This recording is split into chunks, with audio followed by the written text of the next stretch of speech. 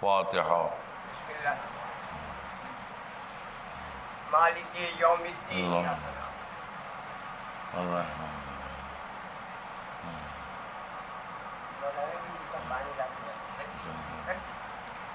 یہیں بیٹھ جاؤ.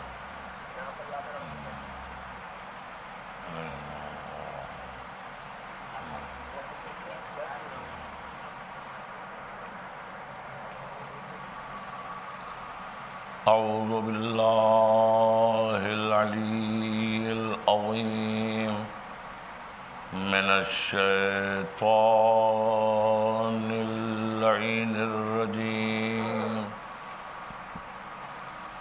بسم اللہ الرحمن الرحیم. الحمد للہ الذی جعلنا من المتمسکین بولایت امیر المومنین والائمة المعصومین. والحمد للہ الذی ہدانا لہذا وما كنا لنهتدي لولا ان هدانا الله. لقد جاءت رسل ربنا بالحق بشيرا ونذيرا بين يدي الساعة.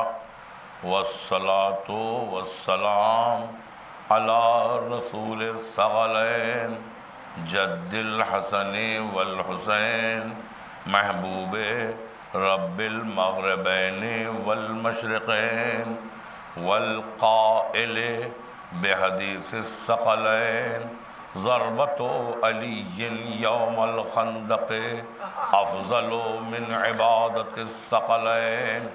وسیدنا ونبینا وشفیع ذنوبنا وطبیب نفوسنا وحبیب قلوبنا ابی القاسم محمد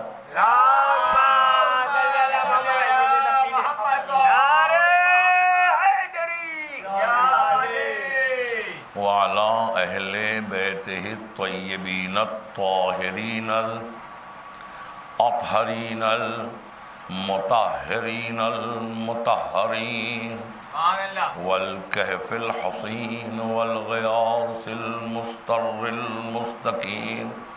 لا سیما بقیت اللہ فی الارضین الذین اذهب اللہ عنہم الرجس وطہرہم تطہیرا.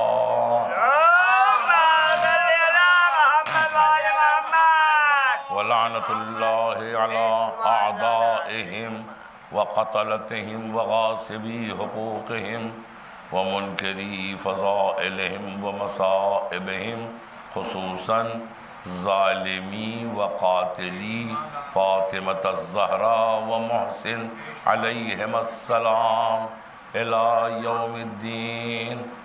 أما بعد فقد قال رسول اللہ صلی اللہ علیہ وآلہ وسلم بسم اللہ الرحمن الرحیم. ما من حرف من حروف القرآن الا له 70,000 من المعنى. صلوات پڑھیں بر محمد.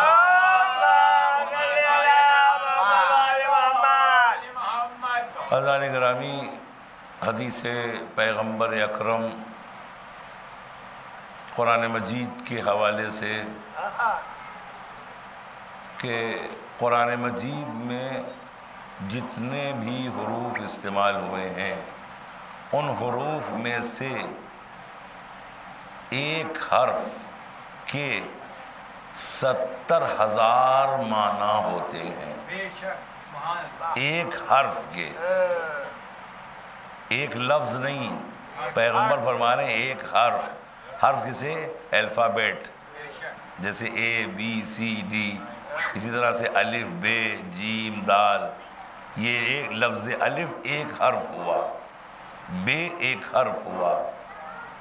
سین ایک حرف ہوا، تو کہہ رہے ہیں کہ ایک حرف کے 70,000 معنی ہیں، 70,000 معنی ہیں، اور ایک حرف سے لفظ بنتا ہے، ایک حرف، دو لفظ اگر حرف مل جائیں تو ایک لفظ بن جاتا ہے، مثلا لہو، مثلا ہوا، 3 لفظ مل جائیں، 3 حرف مل جائیں تو ایک لفظ بنتا ہے، مثلا زید، مثلا عمر، اس طرح سے 4 حرف مل جائیں تو اور حرف بنتے چلے جائیں گے، تو ایک حرف سے لفظ بنتا ہے، لفظ سے سطر بنتی ہے، سطر سے آیت بنتی ہے، آیت سے سورے بنتے ہیں، سورے سے قرآن بنتا ہے، سورے سے قرآن بنتا ہے۔ تو اب ایک حرف کا یہ حال ہے معنی کے اعتبار سے کہ قرآن کے حروف میں ایک حرف 70,000 معنی رکھتا ہے۔ اب اگر کسی کے لیے ایک حرف بھی ہو فضیلت کا قرآن میں تو اس کا مطلب 70,000 فضائل ہیں، 70,000 فضائل ہیں۔ اگر ایک حرف بھی ہو، پھر ایک لفظ ہو تو اس کو سوچئے گا، جب ایک حرف کا یہ حال ہے تو لفظ، اگر ایک آیت ہو، ایک آیت ہو کسی کے بارے میں تو کتنے فضائل ہوں گے، ایک سورہ ہو تو کتنے فضائل ہوں گے، اگر پورا قرآن ہو کسی کے بارے میں تو کتنے فضائل ہوں گے۔ یہ تو ہم تو پورا قرآن سمجھتے ہیں کہ اہل بیت کی شان میں ہے، لیکن فخر الدین رازی نے کہا کہ میں نے بہت کھنگالا، بہت کوشش کی، بڑی تحقیق کی، بڑی ریسرچ کی، تو مجھے حضرت علی کے سلسلے میں 300 آیتیں ملی کہ جو حضرت، اب وہ کہہ رہے ہیں ہم لوگوں کا یہ قول نہیں ہے، ہم تو پورا قرآن علی کی شان میں، بسم اللہ سے لے کے والناس تک علی کی شان، اہل بیت کی شان میں قرآن ہے یا ان سے متعلق ہے۔ تو اب وہ یہ کہہ رہے ہیں کہ 300 آیتیں میں نے ڈھونڈ لی، اور تفسیر میں انہوں نے لکھ بھی دیا، اس کی تفسیر بھی لکھی کہ کم سے کم 300 آیتیں حضرت علی کی شان میں ہیں۔ اب ذرا اندازہ لگائیے کہ ایک حرف سے لفظ بنتا ہے، لفظ سے سطر، سطر سے آیت، آیت سے سورہ، اس سے قرآن۔ تو اب اگر کسی کے لیے وہ یہ کہہ رہے ہیں کہ 300 آیتیں ہوں تو حرف کے اعتبار سے فضائل کی صورت دیکھیے گا۔ اگر ہم اس قرآن کو انسائیکلوپیڈیا آف علی ابن ابی طالب کہیں تو غلط نہ ہوگا۔ صلوات پڑھے پر محمد۔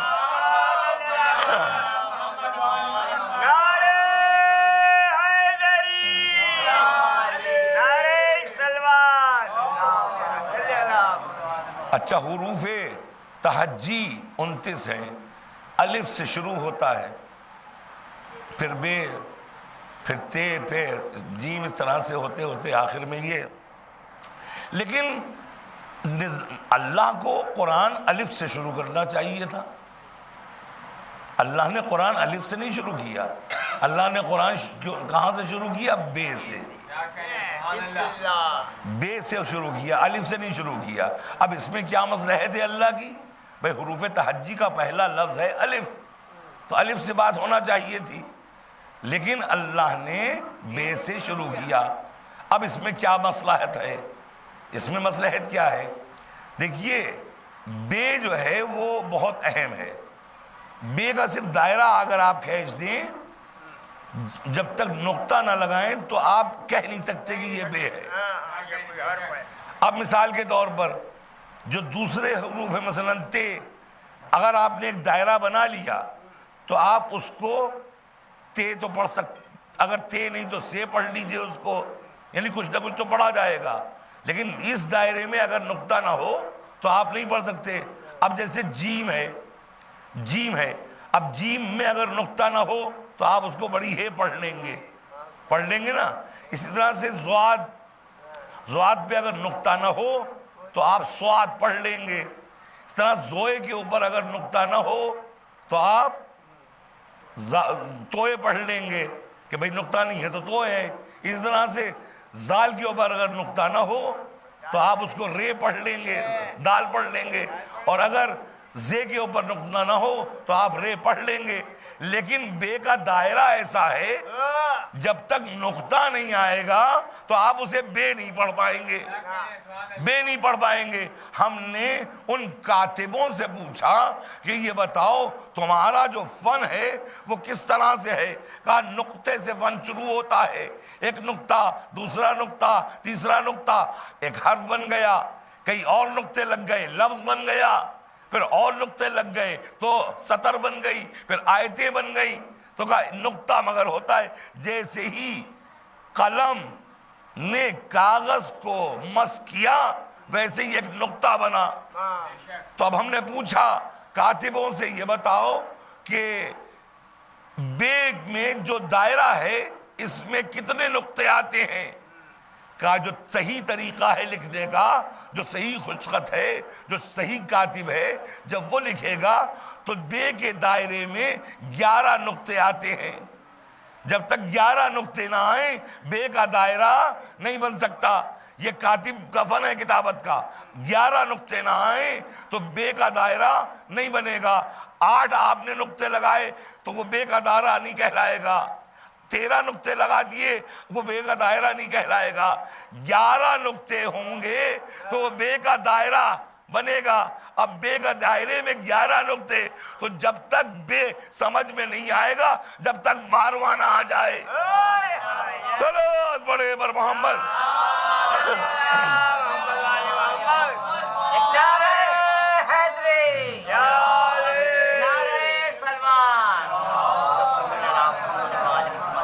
جب تک 12واں نہ آ جائے تو آپ بے کو نہیں سمجھ سکتے۔ اس بے کو کہ نقطے کو کیا فرمایا میرے مولا نے؟ رات بھر تفسیر کرتے رہے بسم اللہ کی، تو بے کے نقطے کی تفسیر نہیں ہو پائی۔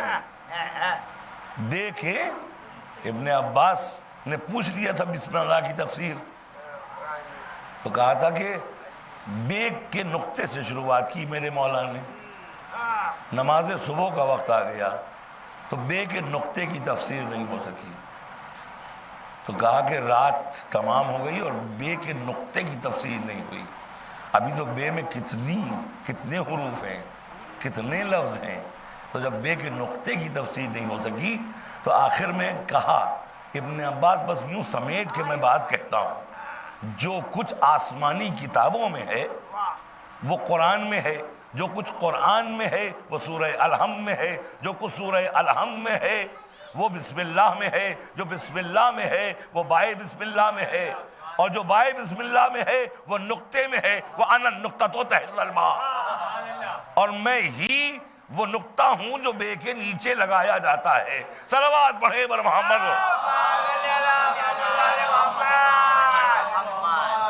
اب آپ سمجھے کہ بہت سی جگہ بسم اللہ کیوں نہیں پڑھتے؟ اب رات سمجھ میں آیا آپ کے کہ بہت سی جگہ دیکھیے اذانیں 2 طریقے سے ہوتی ہیں۔ ایک جگہ سے آواز آتی ہے اعوذ باللہ من الشیطان اللعین الرجیم، ان اللہ وملائکتہ یصلون علی النبی یا ایھا الذین آمنوا صلوا علیہ وسلموا تسلیما، یعنی کچھ احترام بھی تو ہے، اللہ کا نام لینا ہے تو کچھ تو بیک گراؤنڈ بناؤ، کچھ تو تمہید ہونا چاہیے نا۔ تو اس طرح سے ہم جو ہے وہ دعائیں پڑھتے ہیں، اعوذ باللہ پڑھتے ہیں، پھر یہ آیت پڑھتے ہیں، پھر کہیں اللہ اکبر کہتے ہیں۔ یہ تو ہماری اذان ہے۔ بہت سی اذانوں کی آوازیں ایسی آتی ہیں کہ جیسے انہوں نے لاؤڈ اسپیکر میں پھونکا اللہ اکبر اللہ اکبر، ہے یہ نہیں طریقہ؟ یعنی وہاں نہ بسم اللہ ہے، نہ اعوذ باللہ ہے، نہ ان اللہ و ملائکتہ ہے، کچھ بھی نہیں ہے۔ بس انہی نے خالی لاؤڈ اسپیکر کہ صحیح کام کر رہے نہیں، اس میں پھونکا، یہ آواز آتی ہے پھونکنے کی، اور فوراً اللہ اکبر شروع۔ تو بھیا بسم اللہ تو ہے نا، اب آؤ ذرا سا غور تو کرو کہ بسم اللہ کیوں نہیں پڑھ رہے ہو تم؟ ہمیں پتہ ہے کہ کیوں نہیں پڑھ رہے ہو، مگر ہم تمہیں بتائے دیتے ہیں کہ بسم اللہ کے بغیر تمہارا کوئی عمل قابل قبول نہیں ہوگا۔ جس طرح علی کے بغیر اسلام بیکار، اسی طرح سے بسم اللہ کے بغیر تمہاری اذان بیکار۔ اب سنو کیسے، کیونکہ بسم اللہ میں علی ہیں۔ تو اب رسول نے کیا فرمایا؟ تم نے چونکہ بسم اللہ کو چھوڑ دیا نا اذان میں، اب الرسول نے فرمایا کل امر ذی بال لم یبدا بسم اللہ فہو ابتر، وہ کام کہ جو بسم اللہ کے بغیر شروع کیا جائے وہ ناقص ہوتا ہے، ناقص ہوتا ہے۔ اب تم اذانیں دو چاہے جتنے اچھے لہن میں اللہ اکبر کہو، لیکن تمہاری اذان قبول ہی نہیں ہے۔ رسول نے فرمایا ہے کہ کوئی بھی بابرکت کام بغیر بسم اللہ کے شروع نہ کیا جائے، اگر بغیر بسم اللہ کے ہوا تو پھر وہ ابتر ہوگا۔ تو اس کا مطلب تمہاری اذان ناقص، جب ابتدا ناقص تو پھر نماز پڑھنا بھی ناقص۔ صلوات پڑھے بر محمد۔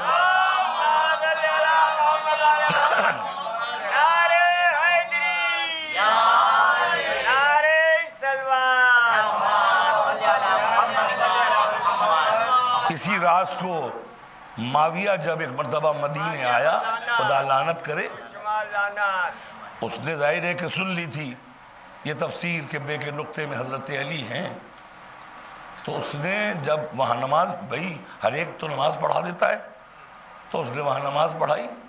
اب وہ وہاں ان لوگوں کا تو وہ خلیفہ تھا، جب نماز پڑھائی تو اس نے الحمد کو بغیر بسم اللہ کے پڑھا۔ اب وہی رائج پا گیا۔ آج جتنی مسجدیں ہیں آپ جائیے دیکھیے گا جو میں بات کہہ رہا ہوں، یہ سب اس وقت کی باتیں ہیں، وہاں بسم اللہ نہیں پڑھتے سورہ الحمد۔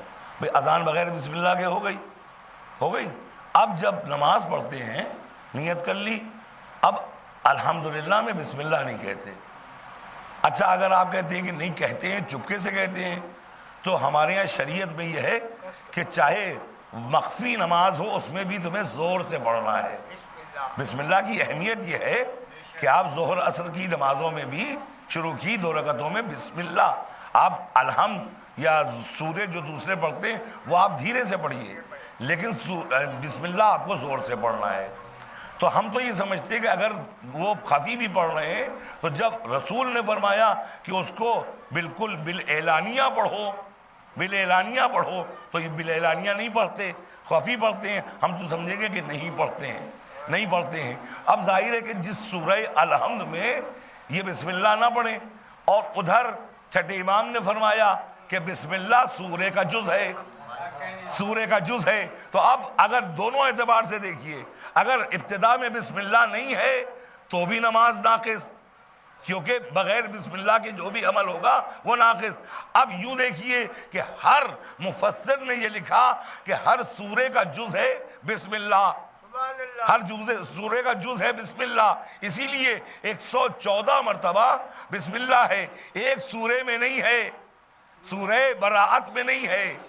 سورہ براءت چونکہ رحمت کا معاملہ ہے نا، اور پھر یہ کہ سورہ براءت ایک صاحب لے کے جا رہے تھے، انہیں راستے میں روکا گیا اور نقطہ بائے بسم اللہ کو بھیجا گیا، تو اللہ نے کہا اب تو خود علی بسم اللہ ہے، تو اس سورے میں بسم اللہ کی کیا ضرورت؟ اس کے عوض سورہ نمل میں اللہ نے بسم اللہ کو رکھ دیا۔ صلوات پڑھے۔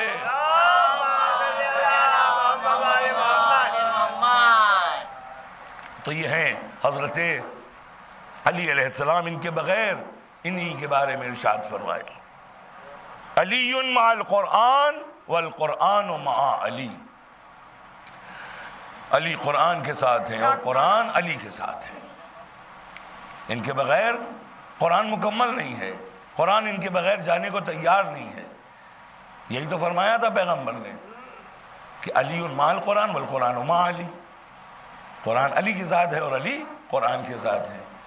اب سوال یہ پیدا ہوتا ہے کہ یہاں پہ جو پیغمبر نے ارشاد فرمایا علی مع القرآن، اگر یہی معنی والقرآن مع علی کے ہیں تو پھر محمد فرمایا ایک ہی چیز کو 2 مرتبہ۔ علی مع القرآن کے معنی کیا ہے؟ قرآن علی کے ساتھ ہے، علی قرآن کے ساتھ ہے، والقرآن مع علی، علی قرآن کے ساتھ ہے، ادھر قرآن علی کے ساتھ ہے، تو دونوں باتیں تو ایک ہی ہے نا بھئی، یہ تو ہو رہا ہے، تو دونوں باتیں ایک ہیں۔ تو اب دونوں باتوں کا اگر میننگ ایک ہو تو اس کا مطلب رسول نے محمل جملہ کہا، رسول محمل کہہ نہیں سکتے، رسول تو وحی الہی سے بولتے، محمل بول نہیں سکتے۔ ایک صلوات پڑھیں بر محمد و آل محمد۔ رسول محمل بول نہیں سکتے، جب رسول محمل بول نہیں سکتے تو اس کا مطلب جو فرمایا وہ صحیح فرمایا۔ اب ہمیں معنی سمجھنا پڑیں گے. علی مع القرآن کے اور معنی ہیں، والقرآن مع علی کے اور معنی ہیں، الگ الگ ہیں، دونوں کے معنی الگ ہیں. اسی لیے یہ فرمایا علی مع قرآن میں آیا یا الذین آمنوا ہاجروا وجاہدوا، علی نے ہجرت کر کے اور جہاد کر کے بتا دیا ہے نا. اس طرح سے حضرت علی علیہ السلام عمل قرآن کے مطابق کر رہے ہیں. یعنی اگر علی قرآن کے مطابق عمل کر رہے ہیں تو یہ ہوا علی مع القرآن، علی مع القرآن. اب اگر دوسرا جملہ والقرآن مع علی، قرآن علی کے ساتھ ہے، تو اب یہاں پر کیا ہوگا؟ علی نے روٹیاں دی، سورہ آ گیا. علی نے میدان جنگ میں گئے، کأنہم بنیان مرصوص کی آیت آ گئی. علی نے میدان مباہلہ میں قدم رکھا، فقل تعالوا ندعو ابناءنا وابناءکم آ گیا. علی چادر تطہیر میں آئے، آیت تطہیر آ گئی. انما یرید اللہ لیذھب عنکم الرجس اہل البیت ویطہرکم تطہیرا. یعنی علی قرآن بناتے جا رہے ہیں، علی کا عمل قرآن بنتا جا رہا ہے. پہلی منزل میں علی مع القرآن، علی کا عمل قرآن کے مطابق. دوسری منزل میں قرآن کا عمل نہیں بلکہ علی کا عمل قرآن کے مطابق. یعنی قرآن بن رہا ہے، علی کا عمل، ایک ایک عمل قرآن بنتا چلا جا رہا ہے. تو علی مع القرآن کے بھی معنی ہو گئے، والقرآن مع علی کے بھی معنی ہو گئے. صلوات بڑے برمان.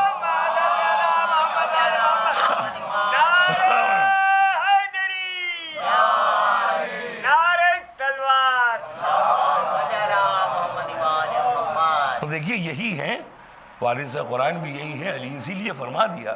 اب کچھ لوگوں نے قرآن کو لے لیا اور اہل بیت کو چھوڑ دیا. اور یاد رکھیے جو صرف قرآن لے گا تو اہل بیت اس کے پاس نہیں جائیں گے، اور کیا.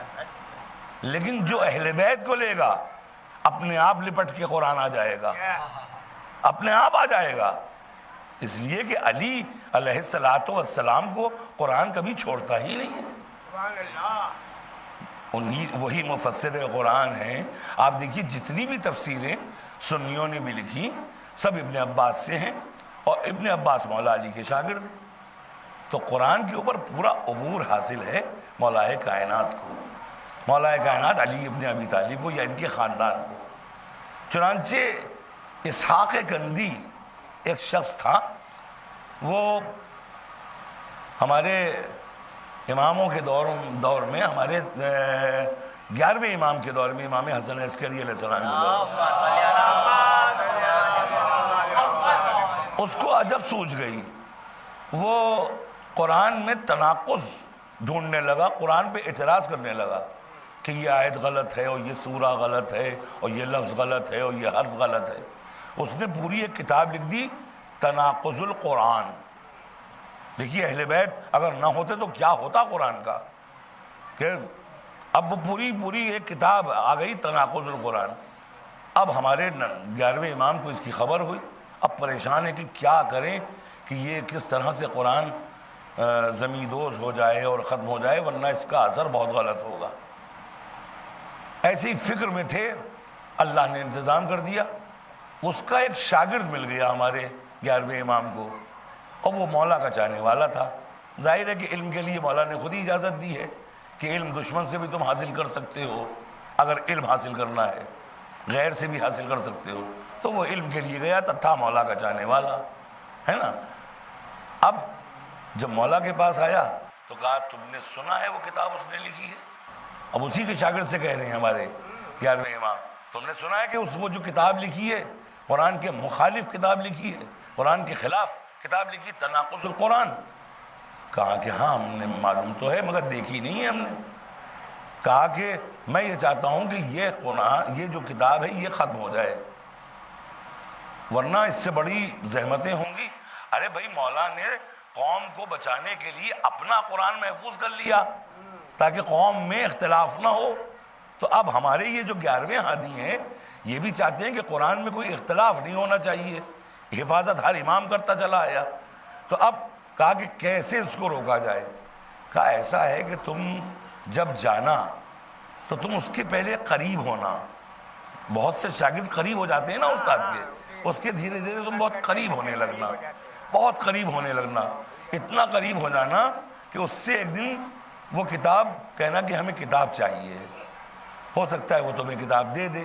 اچھا اگر وہ کتاب نہ دے تمہیں، ہو سکتا ہے نہ بھی دے، تو جب نہ دے تو تم یہ کہنا کہ یہ جو آپ نے کتاب لکھی ہے تناقض القرآن، یہ آپ نے اپنے من سے لکھی ہے یا آپ کو اللہ نے یہ معنی بتائے ہیں؟ اپنے من سے لکھی ہے یا اللہ نے یہ مولا نے کہہ دیا کہ یہ جا کے تم پوچھ لینا. اب زمانہ ہوا، پھر وہ شاگرد گیا وہاں اسحاق کندی کے پاس، کہا وہ کتاب ہمیں دے دیجیے، تو کتاب تو نہیں دی.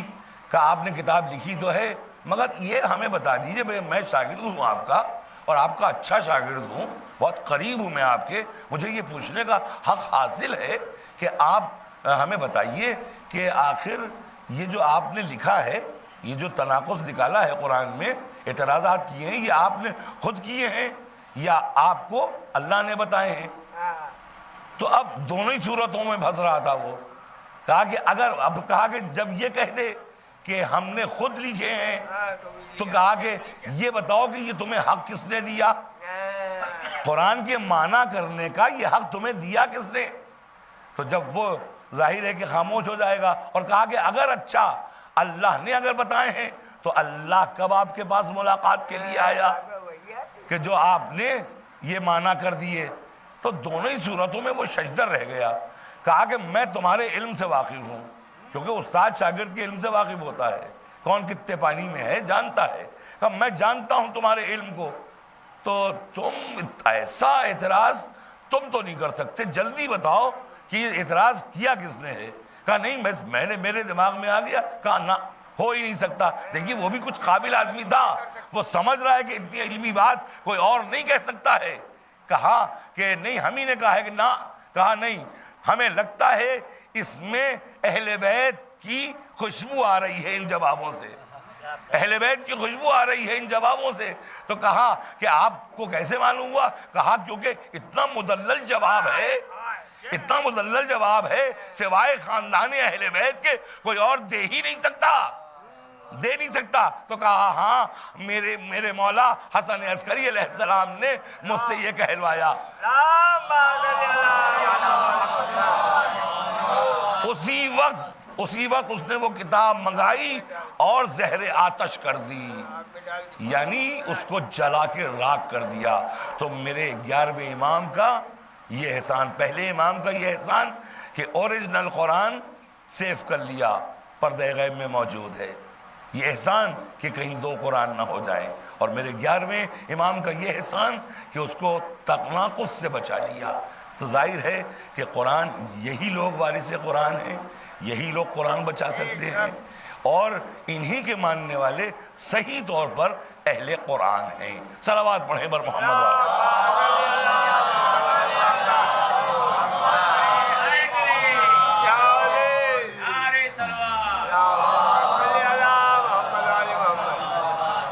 اچھا آپ نے یہ سنا ہوگا کہ قرآن مجید کے سلسلے میں کہ انہوں نے کہہ دیا تھا بس ہمیں قرآن کافی ہے.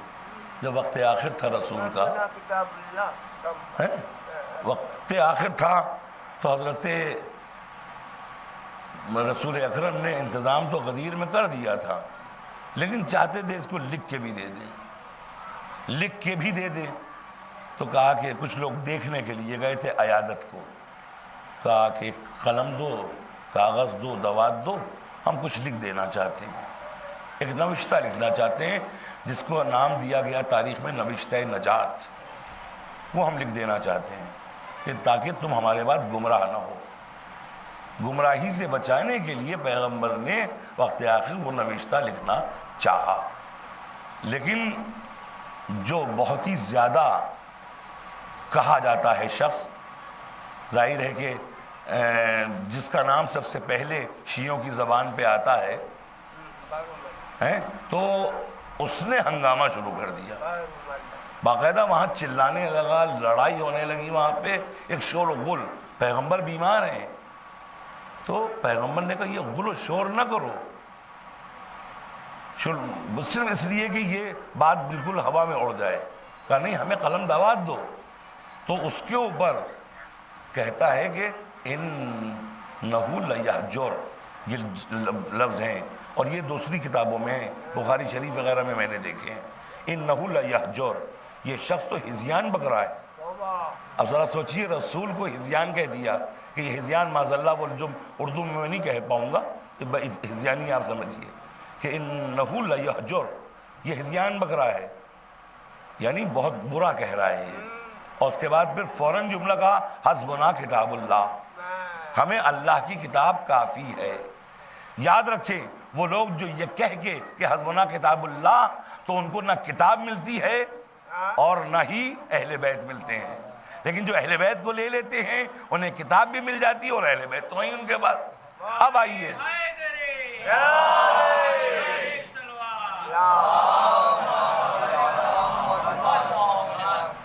اب جن لوگوں نے، اب میں یہ بھی ثابت کر دوں گا کہ یہ جو حسبنا کتاب اللہ کہا ہے یہ بھی دعویٰ ان کا غلط ہوا، فوراً ہی غلط ہو گیا۔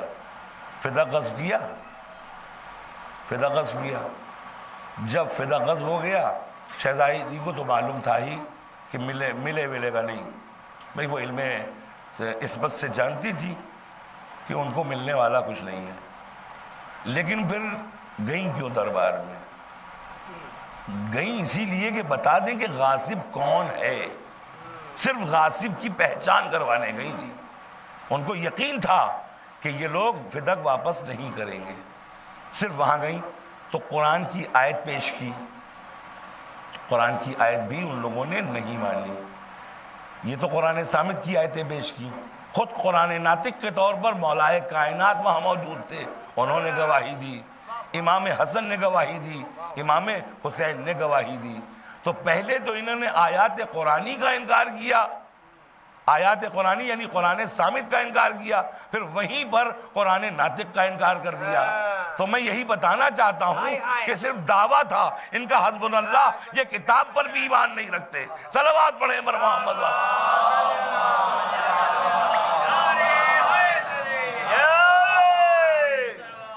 بس ظاہر ہے کہ اب وقت نہیں ہے، اب اور بھی مجلسیں ہیں، ابھی بھی ایک اور مجلس پڑھنا ہے۔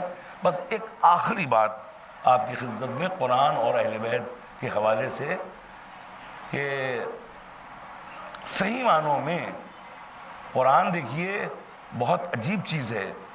مولائے کائنات میں اپنا لکھا ہوا قرآن جو بالکل نزول کے مطابق تھا، جب انہوں نے پیش کیا تو اس کو قبول نہیں کیا گیا، تو انہوں نے کہا کوئی بات نہیں ہے۔ اور یہ جو دور تین گزرے ہیں یہ آپ نہیں معلوم، آپ کو میں بتاؤں، ہر دور میں قرآن جو انہوں نے لکھوایا تھا وہی چلایا ہے۔ پہلے دور میں قرآن لکھا گیا، دوسرے دور میں لکھا گیا، پھر تیسرے دور میں لکھا گیا، تیسرے دور میں لکھا گیا، یہ تین دوروں میں قرآن وہی چلا۔ اب چوتھے دور میں مولا علی کہہ کے یہ بات کہ تم نے اپنے دور میں وہ قرآن چلوایا، وہی اسی کی تلاوت ہوئی کہ جو تم نے رائج کیا، تو اب ہمارا دور آیا ہے ہم اپنے قرآن کو رائج کریں۔ مگر مولا نے یہ تمام امت مسلمہ پر احسان کیا، کیونکہ اگر وہ قرآن آ جاتا تو پھر اس قرآن کے سامنے کوئی قرآن ٹھہر نہ پاتا۔ اگرچہ یہ قرآن مولا علی کی نظر میں بالکل پرفیکٹ تھے، فقط آیتوں کی الٹ پھیر تھا کہ ادھر کی آیت ادھر، ادھر کا سورہ ادھر، لیکن اس میں کسی قسم کی آیت کی کوئی کمی نہیں تھی۔ اگر کمی ہوتی تو پھر میرے مولا درست کرتے۔ ابھی قرآن کے سلسلے میں سال بھر پہلے آپ سب سن چکے ہیں کہ مولا علی نے اس کمی کو دور نہیں کیا، مولا علی تک بات پہنچ گئی تھی، سنا ہوگا آپ نے۔ تو مولا علی اگر کمی ہوتی تو اسے دور کرتے، انہوں نے اسی قرآن کو رائج کر دیا، مگر اپنے قرآن کو چھپا لیا کہ یہ تو رائج ہونا ہی ہے، یہ رائج ہوگا، بڑے ڈنکے کی چوٹ پہ رائج ہوگا، اس لیے خاموش ہو گئے، اس قرآن کو رکھ لیا۔ وہ نزول کے مطابق تھا قرآن، کب کون سی آیت نازل ہوئی۔ اب یہاں پر ایک بات غور طلب ہے کہ یہ جو چوتھے دور میں مولائے کائنات کی خلافت آئی ہے، اس میں چاہتے تو قرآن اپنا رائج کر سکتے تھے، نہیں، مگر ایک احسان کیا ہے اس میں بھی۔ تیسرے دور کے قرآن کو چل رہا تھا مگر اس پر احسان کر دیا۔ الب الاسود دوئلی مولا کے علم گرامر کے بہت ہی عظیم شاگرد تھے. علم گرامر، عربی، علم و صرف و نحو بہترین جانتے تھے، اور مولا علی کے شاگرد تھے خاص الخاص، وہ کیوں نہ جانتے ہوں گے بہترین گرامر.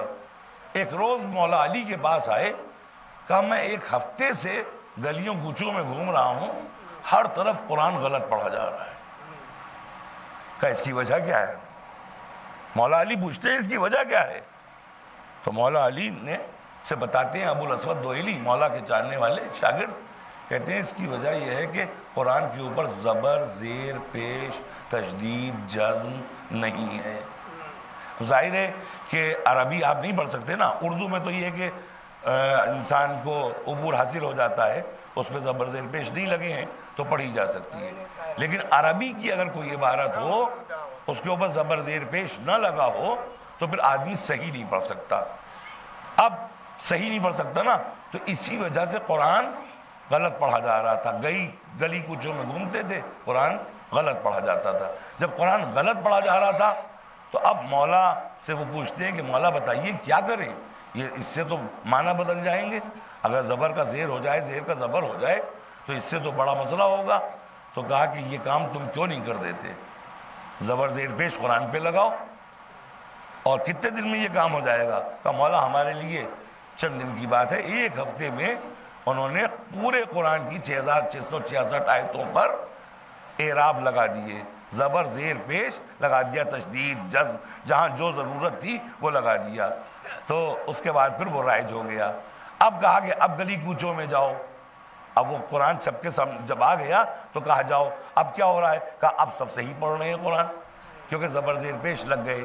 تو اس کا مطلب یہ ہے کہ میرے مولا کو تیسرے دور کا قرآن قبول نہیں تھا اس اعتبار سے، لہٰذا اس کے اوپر زبر زیر پیش لگا کے احسان کر دیا کہ دیکھو تم تیسرے دور کے قرآن کو پڑھتے رہے ہو، مگر زبر زیر پیش میرے لگائے ہوئے ہیں، میرے شاگرد کے لگائے ہوئے ہیں. صلوات پڑھے پر محمد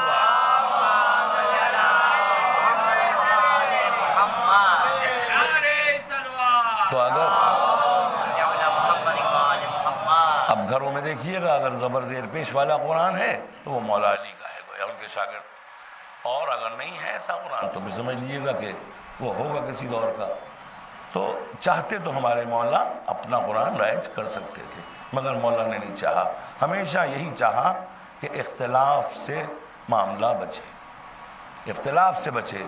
بہت سی چیزیں ہیں، بس یہ آخری بات میں آپ کی خدمت میں عرض کرنا چاہ رہا ہوں کہ قرآن جب پہلے دور میں جمع ہو رہا تھا تو اس دور میں پتھروں پہ، پیڑ کی چھالوں پہ، پتوں پہ قرآن تھا.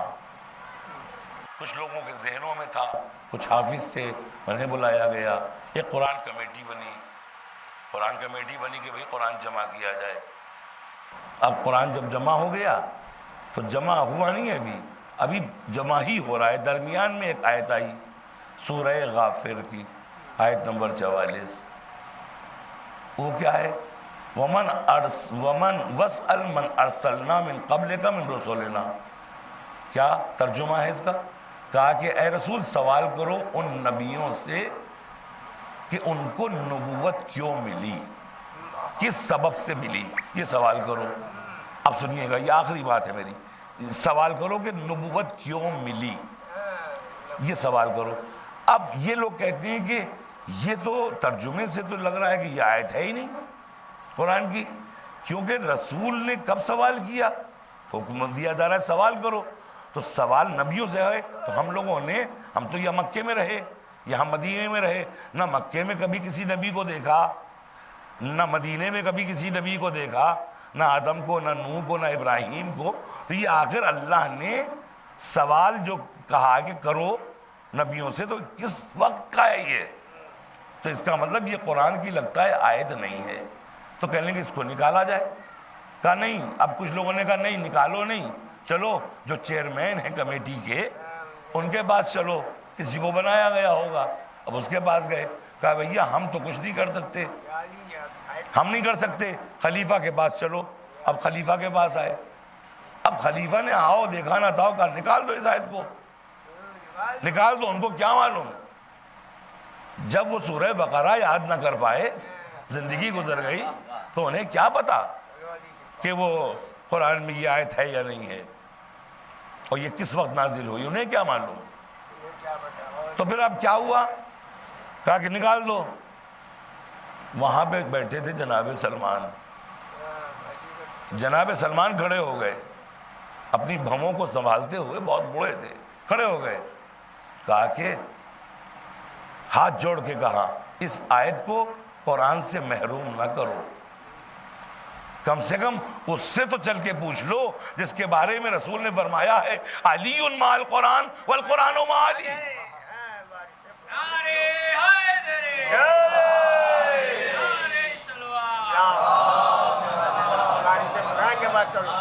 وارث قرآن کے پاس جاؤ، علی مع القرآن کے پاس جاؤ۔ کہا بات تو صحیح ہے، مانتے تو نہیں تھے مگر قرآن کا مسئلہ تو حل کرنا چاہتے تھے۔ مولا علی کے پاس آئے، آنا پڑا، کم سے کم 70 مرتبہ تو تاریخ میں ہے کہ ہمیں ہلاکت سے بچایا ہے علی نے، 70 مرتبہ، ہماری کتابوں میں نہیں ہے، اتفاق تو یہی ہے، ہماری کسی کتاب میں نہیں ہے، انہی کی کتابوں میں کہ 70 مقامات ایسے گزرے ہیں کہ ان لوگوں کو یہ ایک ہی شخص کو یہ کہنا پڑا کہ اگر علی نہ ہوتے تو ہم ہلاک ہو جاتے۔ تو اب یہاں تو قرآن کا مسئلہ تھا، اب آیت ہی ختم ہو جاتی، تو اب مولا علی کے پاس آئے۔ اب سنیے گا، مولا علی کے پاس جب آئے تو مولا علی سے کہتے ہیں یہ قرآن سمجھ میں نہیں آتا، کیونکہ نبی سے حکم ہو رہا ہے اللہ کا کہ سوال کرو نبیوں سے، تو یہ نبی کب آئے؟ یہ نبی کب آئے؟ یہ نہ مکے میں آئے نہ مدینے میں آئے، اور رسول کا زمانہ تو مکے و مدینے کا ہے 23 برس کا، تو پھر یہ آیت کب نازل ہوئی اور کب سوال کیا رسول نے؟ تو کہا کہ تمہیں نہیں پتا، تمہیں پریشان ہونا بھی چاہیے، تمہیں تعجب ہونا بھی چاہیے، اس لیے کہ یہ آیت نہ آسمان پہ نازل ہوئی، نہ زمین پہ نازل ہوئی، نہ صحرا میں نازل ہوئی، نہ مسجد میں نازل ہوئی، نہ محراب میں نازل ہوئی، نہ گھر میں نازل ہوئی، نہ شہر میں نازل ہوئی، نہ مکے میں نازل ہوئی، نہ مدینے میں نازل ہوئی۔ اب وہ مسکرانے لگے کہ کم سے کم آج علی بھی انکار کر رہے ہیں آیت کا، آج علی بھی منکر آیت نظر آ رہے ہیں، بہت مسکرا رہے ہیں۔ تو مولا علی نے کہا مسکراؤ نہیں، قرآن کا معاملہ ہے، تم نہیں جان سکتے، ہم تم کو بتائیں گے، ہم وارث قرآن ہیں۔ یہ قرآن، یہ آیت جو نازل ہوئی ہے وہ معراج میں نازل ہوئی ہے۔ معراج میں جب رسول گئے تو اللہ نے رسولوں کو، نبیوں کو حکم دیا کہ سلامی کے لیے آؤ، اس لیے کہ خاتم النبیین آ رہا ہے۔ جیسے ہی وہ سلامی کے لیے آئے تو اس وقت یہ آیت نازل ہوئی، وَاسْأَلْ مَنْ أَرْسَلْنَا مِنْ قَبْلِكَ، اے رسول سوال کرو نبیوں سے جو سلامی کے لیے آ رہے ہیں، ان سے سوال کرو کہ تمہیں نبوت کیسے ملی، نبوت کیسے ملی۔ تو بس میرے مولا نے جواب کہا کہ دیکھو جیسے یہ سوال کیا پیغمبر نے، جیسے یہ آیت نازل ہوئی تو پیغمبر نے ان نبیوں سے سوال کیا بتاؤ نبوت تمہیں کیسے ملی، آدم تم کیسے نبی بنے، نوح تم کیسے نبی بنے، ابراہیم تم کیسے نبی بنے، موسیٰ تم کیسے نبی بنے، 1,23,000 انبیاء بتاؤ تمہیں کیسے ملی۔ کہا بے نبوت کا با بے ولایت اخی کا علی ابن ابی طالب، آپ کی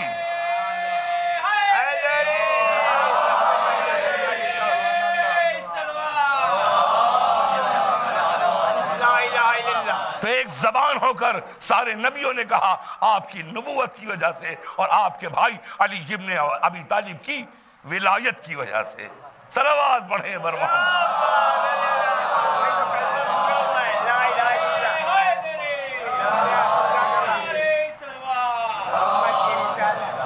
یہ ہے۔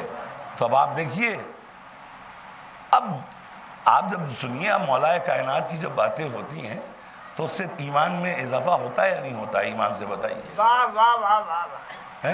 لیکن اب باتیں ایسی ہو رہی ہیں کہ جو ایمان میں کمی کی باتیں شروع ہو گئی۔ اب کب تک فضائل ہوں گے، اب کب تک ولایت کی باتیں ہوں گی؟ یاد رکھیے کہ اس کے بغیر کچھ ہے ہی نہیں۔ جب رسول کی رسالت خطرے میں پڑ گئی تھی، ہے یا نہیں ہے قرآن کی آیت دلیل کے طور پر فما بلغت رسالتہ، اور کیا آپ نے رسالت کا کوئی کام ہی نہیں کیا اگر علی کی ولایت نہیں پہنچائی.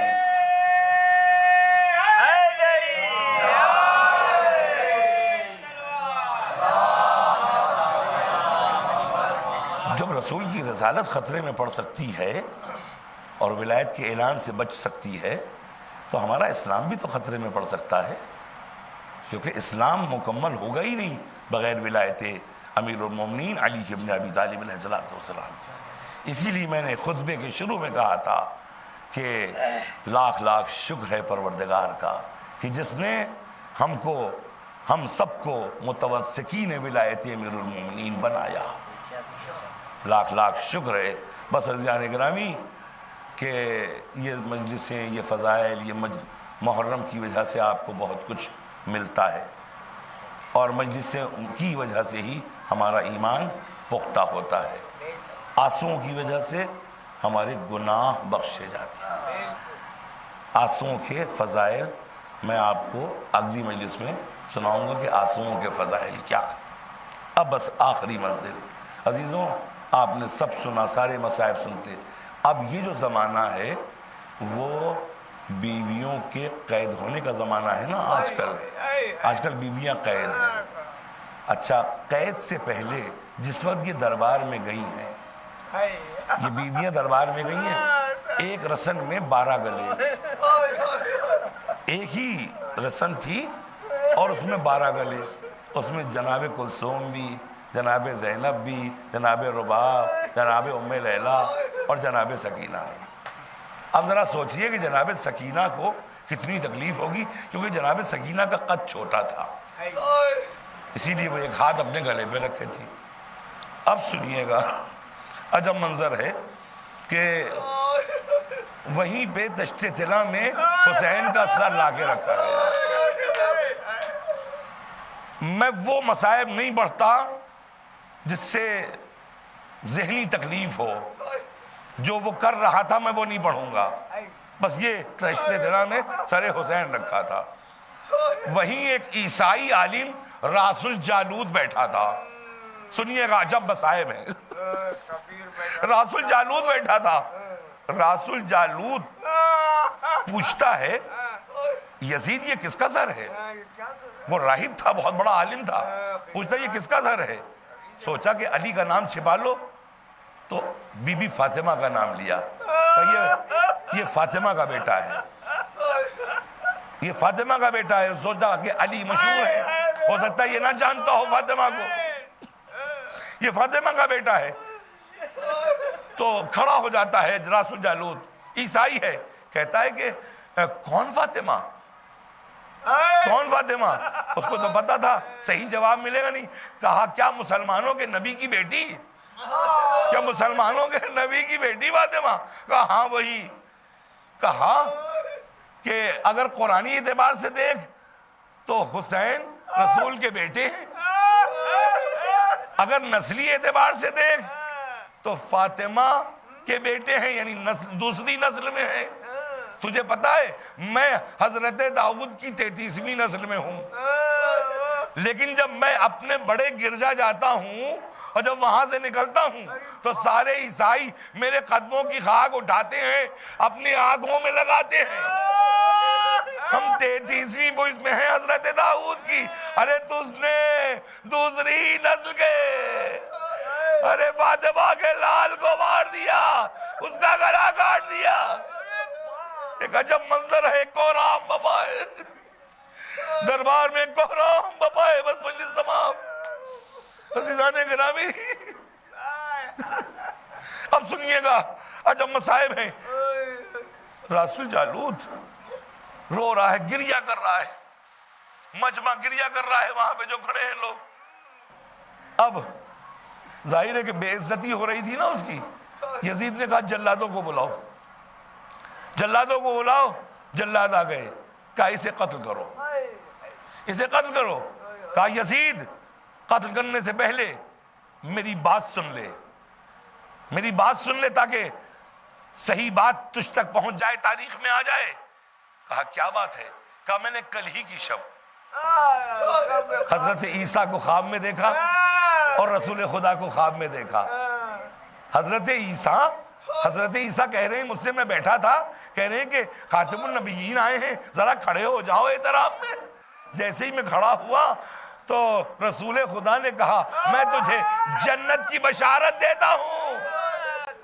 رات بھر میں پریشان رہا، سویا نہیں، تو دربار میں آیا تو مجھے تعبیر مل گئی، ورنہ میرا کوئی ایسا عمل نہ تھا کہ جنت کی بشارت وہ بھی مسلمانوں کا نبی دے۔ اور اس کے بعد پھر حسین کے سر کی طرف اشارہ کیا، حسین کے سر کی طرف اشارہ کیا کہ آقا آپ گواہ رہیے گا، میں کلمہ پڑھتا ہوں۔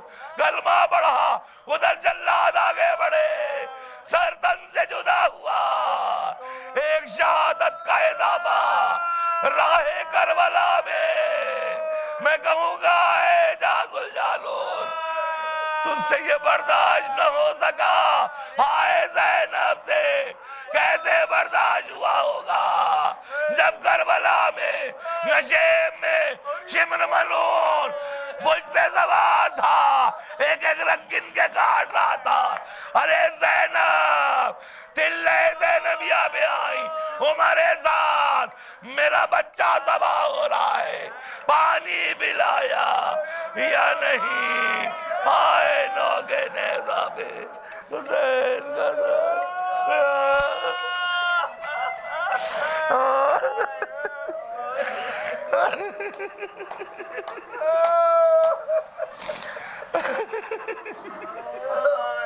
مولا کوئی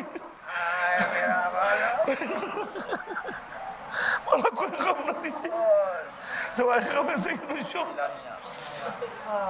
مولا جتنے بھی حاضرین ہیں ان سب کے حاجات پوری فرما، ان کی بیماریاں دور فرما۔ پروردگار اس گھر سے نحوستوں اور بیماریوں کو دور فرما، برکتوں کا نزول فرما، محبوب امام زمانہ کی دور و تاجیل فرما، ہم سب کو ان کے چاہنے والوں یا حسین۔